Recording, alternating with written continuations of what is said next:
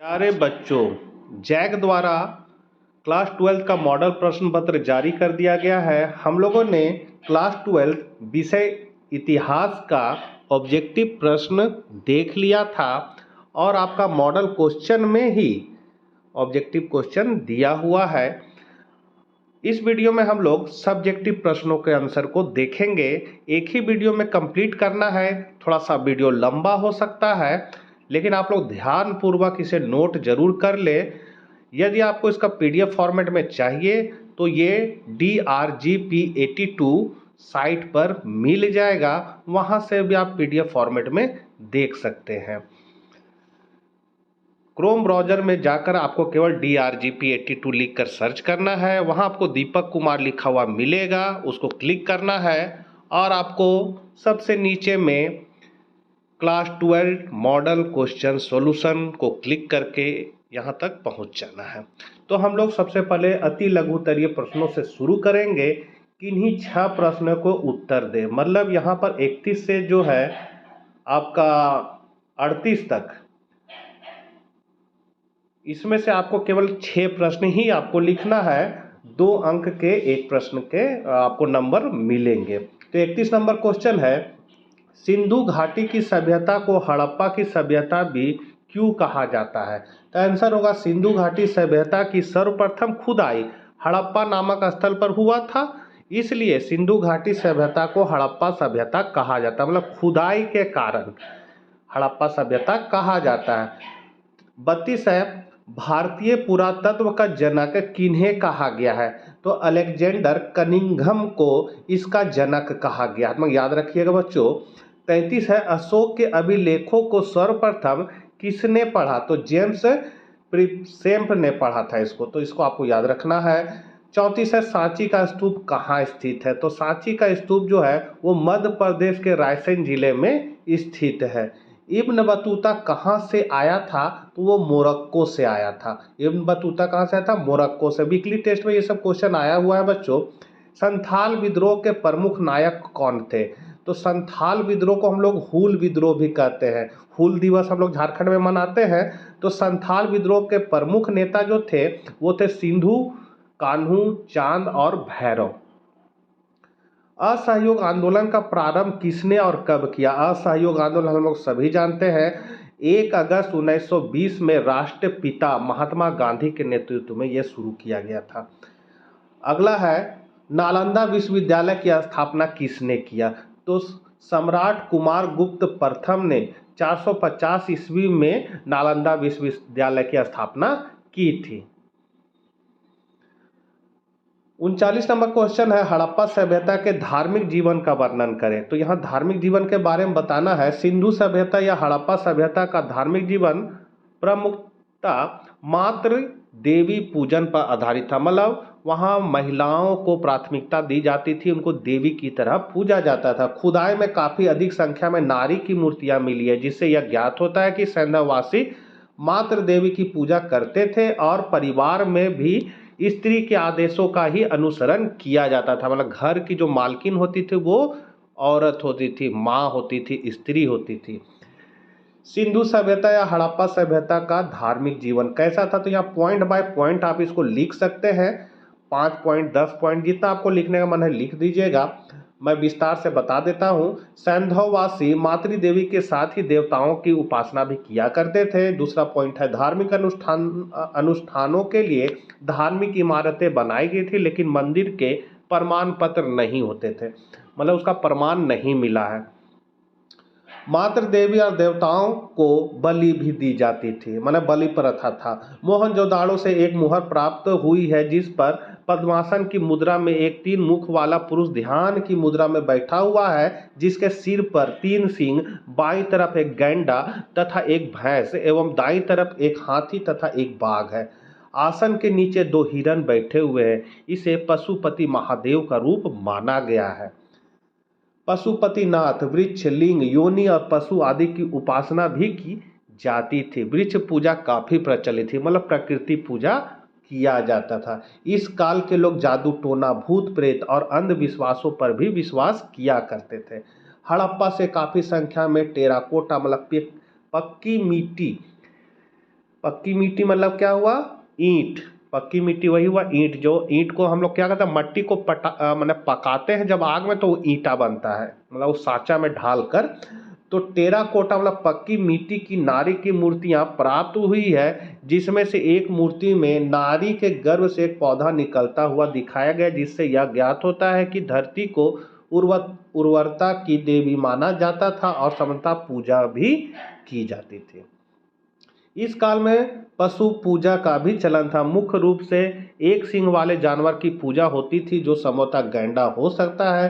कुछ विद्वानों का मत है या कि यह संभवतः यूनिकॉर्न हो सकता है। यूनिकॉर्न एक घोड़ा होता है जिसका एक सींग होता है, तो यूनिकॉर्न हो सकता है। खुदाई में मुहरों पर कुबड़े वाला विषव मतलब सांड का अंकन मिला है। संभवतः कुबड़ वाले विषव की भी पूजा की जाती होगी। पवित्र पंछी के रूप में बागता मतलब कबूतर की तरह एक पंछी जो भूरापन लिए लाल रंग का होता है को पूजा जाता था। गुजरात के लोता तथा राजस्थान के कालीबंगा के उत्खनन मतलब खुदाई में अग्नि कुंड, हवन कुंड और अग्नि वेदिकाएं मिली है।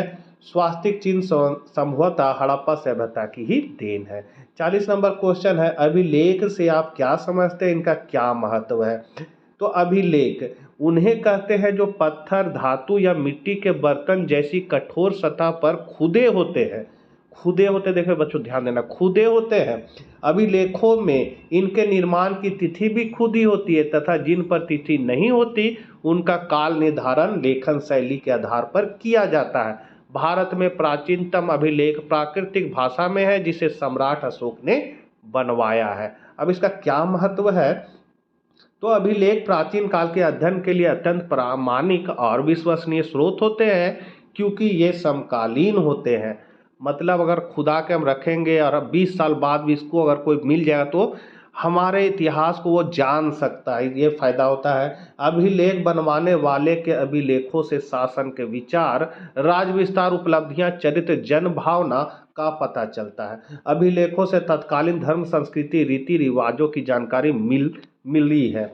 अभिलेखों से तत्कालीन भाषा और लिपि का ज्ञान होता है। अभिलेखों से उस काल के समय का ज्ञान होता है और अभिलेखों से प्राचीन इतिहास के अस्थायी प्रमाण होते हैं। तो ये सब उसके महत्व है। 41 है, त्रिपिटक से आप क्या समझते हैं। तो त्रिपिटक का शाब्दिक अर्थ है तीन टोकरियां।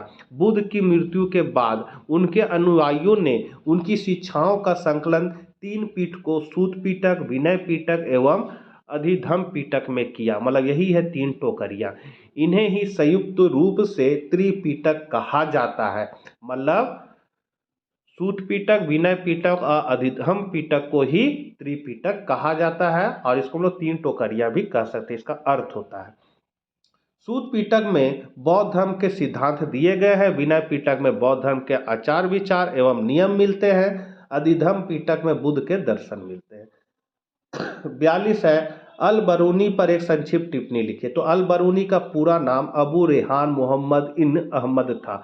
उनका जन्म मध्य एशिया स्थित उज्बेकिस्तान के ख्वाजिमा में 973 ईस्वी में हुआ था। वह मूल रूप से ईरानी था और उनके आरंभिक जीवन और कार्यकलापों के विषय में कोई स्पष्ट जानकारी उपलब्ध नहीं है। अल बरूनी के जीवन और 4/13 कार्यकलापों पर राजनीतिक परिवेश का काफी गहरा प्रभाव पड़ा है। संभवतः आरंभ में वह ख्वारिज़्म के मैमुनिद वंश के शासकों के संरक्षण में रहा और यहीं से उन्होंने अनेक भाषाओं का ज्ञान प्राप्त किया, क्योंकि ख्वारिज़्म में एक समय शिक्षा का एक प्रमुख केंद्र था। वह संस्कृत, हिब्रू, सीरियाई, अरबी, फारसी भाषा का अच्छा ज्ञाता था। उनका अधिकांश समय गजनी में ही व्यतीत हुआ और गजनी में रहते हुए उसने भारतीय भाषा, संस्कृत, ज्ञान विज्ञान, खगोल शास्त्र, चिकित्सा, धर्म एवं दर्शन का अरबी अनुवाद पढ़ा और यहीं रहते हुए अल बरूनी की भारत के प्रति रुचि का विकास हुआ। और जब महमूद गजनवी भारत पर आक्रमण करते हैं तब वह अपने साथ अल बरूनी को भारत लाते हैं और भारत में रहते हुए उन्होंने संस्कृत भाषा सीखी और दर्शन का ज्ञान प्राप्त किया, और उसी के आधार पर उसने किताब उल हिंद या तहकीके हिंद नामक पुस्तक की रचना अरबी भाषा में की। भारत में कुछ सालों तक रहने के बाद वह पुनः गजनी वापस लौट जाते हैं और अपना शेष जीवन गजनी में व्यतीत करते हुए 75 वर्ष की आयु में उनकी मृत्यु हो जाती है। 43 है, सगुण भक्ति और निर्गुण भक्ति परंपरा क्या है बताएं। तो सगुण भक्ति शिव विष्णु तथा उनके अवतार एवं देवियों की आराधना की जाती है एवं उनकी मूर्त रूप में पूजा की जाती है, मतलब मूर्ति के रूप में पूजा की जाती है। सगुण भक्ति परंपरा कहलाता है। निर्गुण भक्ति परंपरा में अमूर्त निराकार ईश्वर की उपासना की जाती है, मतलब उसको आकार भगवान को नहीं दिया जाता है, वो निराकार ईश्वर की पूजा की जाती है। और सगुन में क्या होता है, तो मूर्त रूप में पूजा की जाती है, मूर्ति के रूप में पूजा की जाती है, उसको आकार दिया जाता है, बस यही अंतर है। अगला है गोपुरम से आप क्या समझते हैं। तो गोपुरम भारतीय मंदिर का प्रमुख प्रवेश द्वार होता है, यह ऊंचा द्वार होता है जो मंदिर के प्रवेशिका को दिखाई देता है। इसका मुख्य उद्देश्य भक्तों को मंदिर में प्रवेश करने का मार्ग दिखाना होता है। 45 से 1857 की क्रांति के तत्कालीन कारण को बताएं। तो बैरकपुर छावनी में 29 मार्च 1857 को मंगल पांडे नामक सैनिक ने चर्बी वाले कारतूस को भरने से इनकार कर दिया और उत्तेजित होकर अंग्रेज अधिकारियों की हत्या कर दी।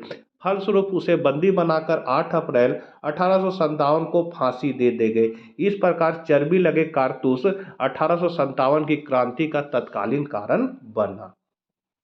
बासरा और बेसरा से आप क्या समझते हो। तो बासरा हो वे जो इस्लाम के विधान को मानकर चलते हैं, और बेसरा हो गया वे जो इस्लाम के विधान से बंधे हुए नहीं थे। ये अधिकतर घुमक्कड़ सूफी संत होते थे। अब यहाँ से आपका दीर्घ उत्तरीय प्रश्न। बच्चों सारे प्रश्न एक ही वीडियो में हमको कंप्लीट करना है। वीडियो थोड़ा लंबा हो सकता है, बस ध्यान पूर्वक आपको सुन के उसको नोट करते जाइएगा, या फिर पीडीएफ फॉर्मेट में आप DRGP82 साइट पर भी जाकर देख सकते हैं। 47 नंबर क्वेश्चन है, मोहनजोदाड़ो की विशेषता का वर्णन करें। तो मोहनजोदाड़ो सिंधु के लरकाना जिले में स्थापित है। सिंधी भाषा के अनुसार मोहनजोदाड़ो का अर्थ है मृतकों का अथवा प्रेतों का टीला। यह नाम मोहनजोदाड़ो के पतन के बाद इसे दिया गया। 5000 वर्ष पहले यह एक विकसित शहर था। यह 7 बार स्थापित होकर पुनः नष्ट हुआ। इस पूरा स्थल की खोज हड़प्पा के बाद हुई थी। संभवतः हड़प्पा सभ्यता का सर्वाधिक अनोखा पक्ष शहरी केंद्रों का विकास था। ऐसे ही केंद्रों में एक महत्वपूर्ण केंद्र मोहनजोदाड़ो था। इसकी खुदाई से निम्नलिखित विशेषताएं प्रकट हुई है। क्या है, सुनियोजित नगर, यहाँ सुनियोजित नगर था। पहला इसमें पॉइंट हम लोग देंगे, मोहनजोदाड़ो एक विशाल शहर था जो 125 हेक्टेयर क्षेत्र में फैला हुआ था। यह शहर 2 भागों में विभक्त था। शहर के पश्चिम में एक दुर्ग या किला था और पूर्व में नीचे एक नगर बसा हुआ था। दूसरा है, दुर्ग की संरचनाएं कच्ची ईंटों के ऊंचे चबूतरे पर बनाई गई थी। इसमें बड़े बड़े भवन थे जो संभवतः प्रशासनिक अथवा धार्मिक केंद्रों के रूप में कार्य करते थे। दुर्ग के चारों ओर ईंटों की दीवार थी जो दुर्ग को निचले शहर से अलग करती। दुर्ग में शासक और शासक वर्ग से संबंधित लोग रहते थे। निचले शहर का क्षेत्र दुर्ग की अपेक्षा कहीं अधिक बड़ा था।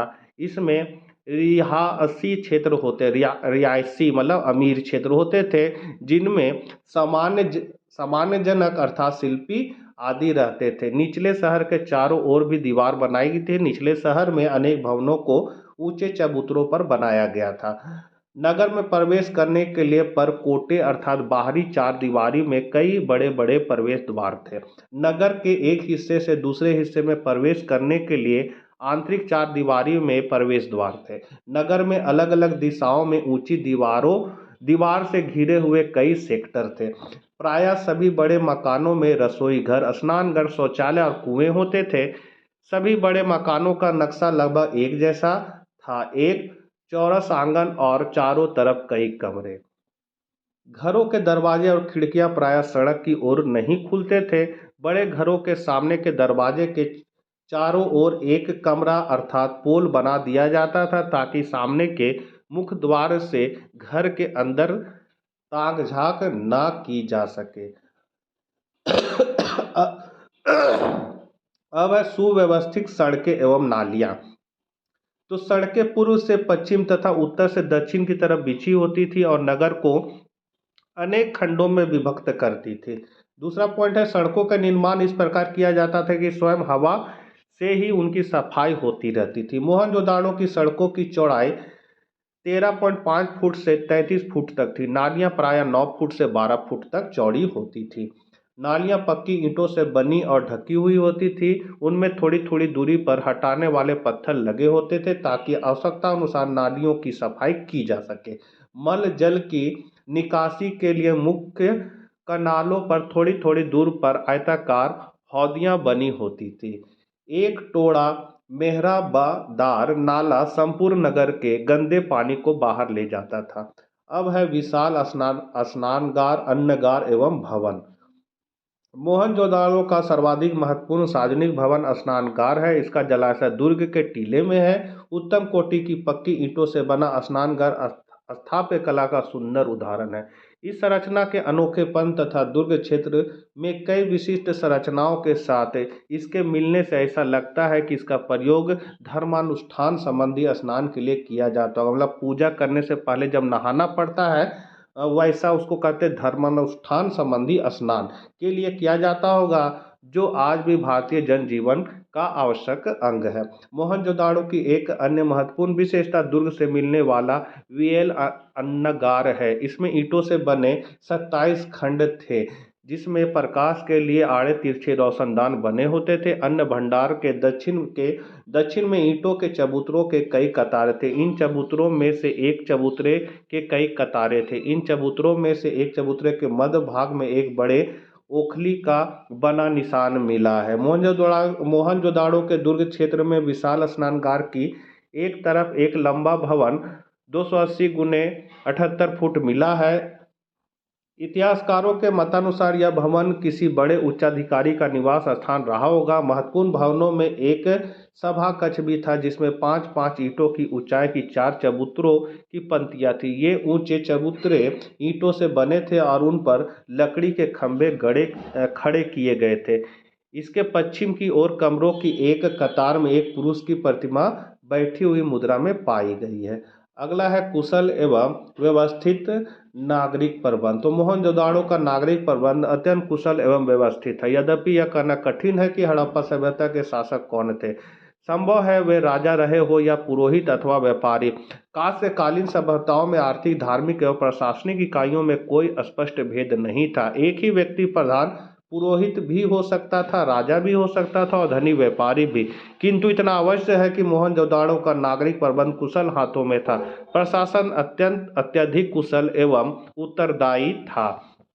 सुनियोजित नगर सफाई और जल निकासी की उत्तम व्यवस्था, अच्छी सड़कें, रात्रि के समय प्रकाश की व्यवस्था, यात्रियों की सुविधा के लिए सरायों की व्यवस्था, उन्नत व्यापार, माप तौल के एक रूप मानक, सांस्कृतिक विकास, विकसित उद्योग धंधे, संपन्नता आदि सभी इसके प्रबल प्रमाण हैं।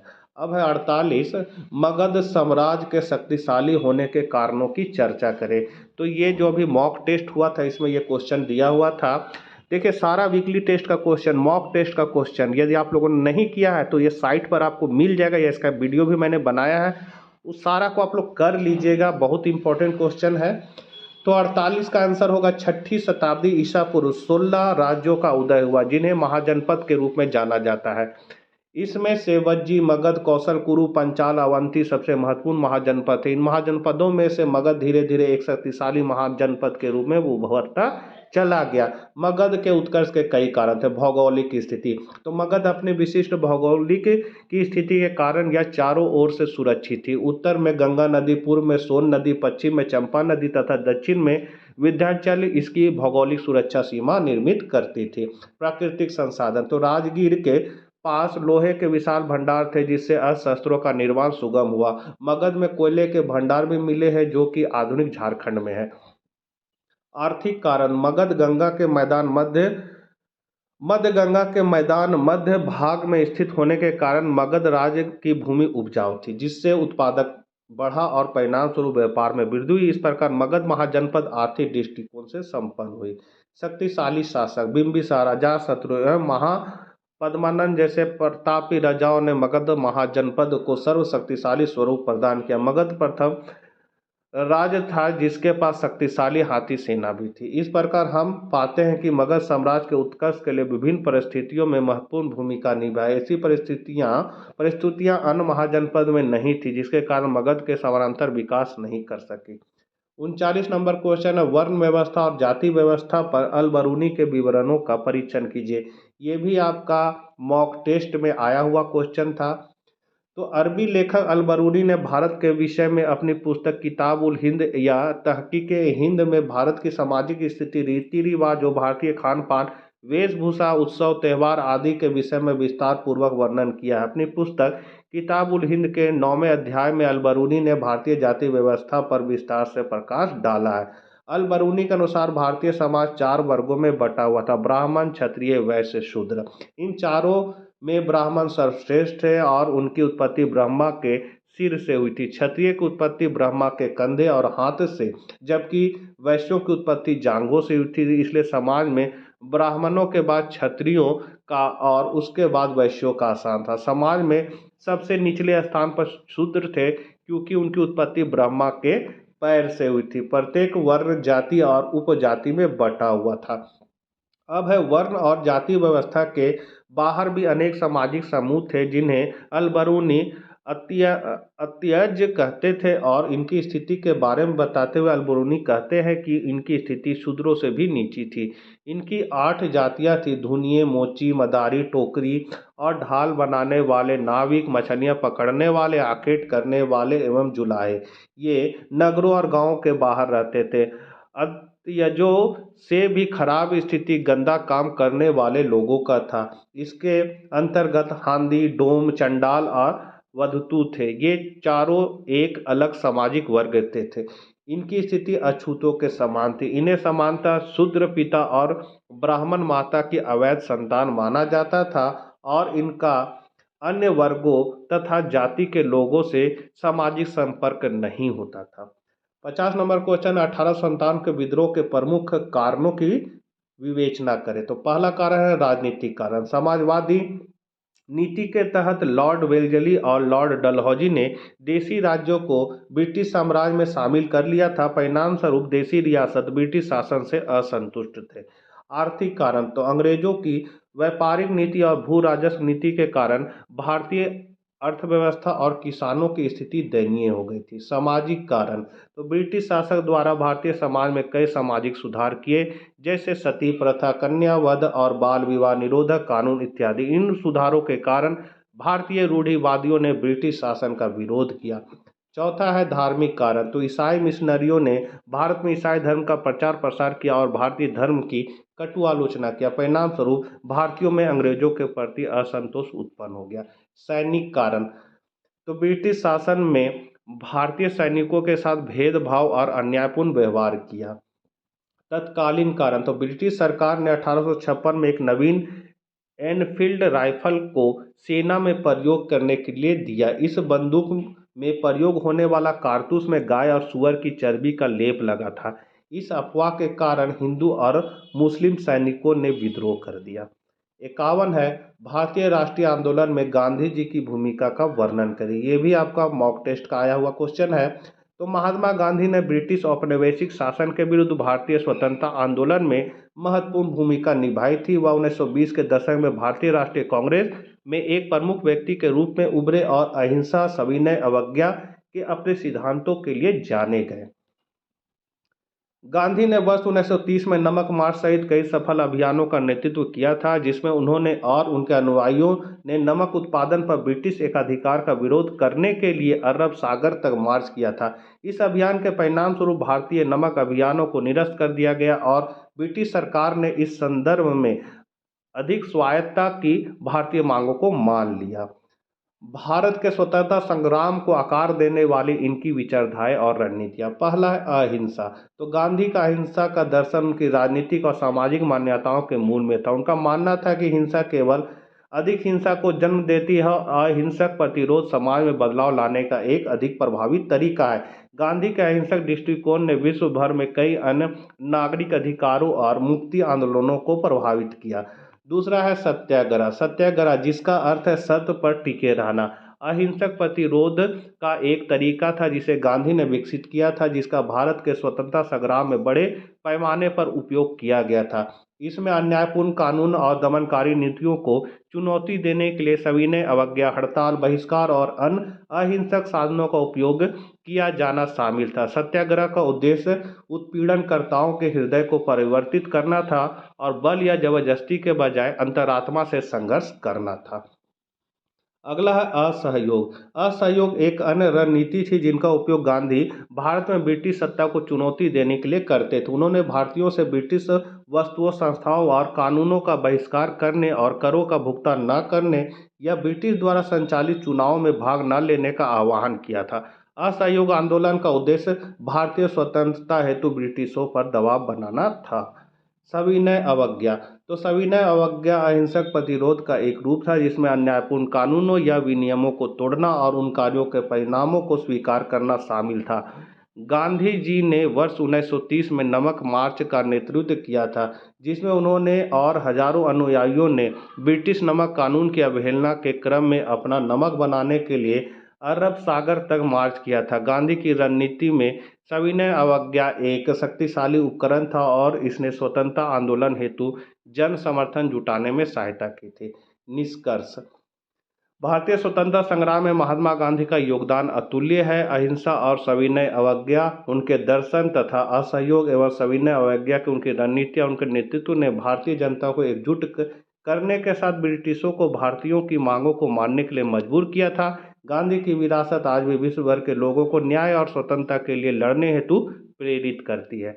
और लास्ट क्वेश्चन है आपका दीर्घोत्तरीय, कृष्णदेव राय विजयनगर के महानतम शासक थे कैसे? तो कृष्णदेव राय तुलुक वंश के सबसे महान राजा थे। उन्होंने 1509 से 1529 ईस्वी तक शासन किया। उनके शासनकाल में विजयनगर अपने शक्ति और वैभव के चरम पर था। इस समय राज्य की स्थिति ऐसी संतोषजनक नहीं थी। हालांकि अपने लगातार प्रयास से 10 वर्षों के भीतर कृष्णदेव राय ने सभी समस्याओं का समाधान कर दिया। वह अपने सैन्य अभियानों में प्रायः सफल रहता था। उन्होंने बीदर और बीजापुर के शासकों सुल्तान महमूद शाह और यूसुफ आदिल शाह को हराया।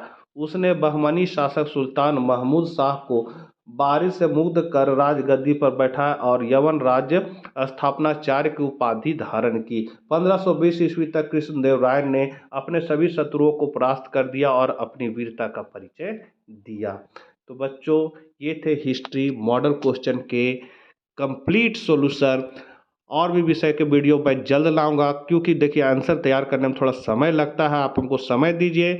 चैनल पर नए हैं तो ज़रूर सब्सक्राइब करके रखें, क्योंकि आपको महत्वपूर्ण क्वेश्चन अब मिलना शुरू हो गया है। तो मिलते हैं नेक्स्ट वीडियो साथ। Bye bye.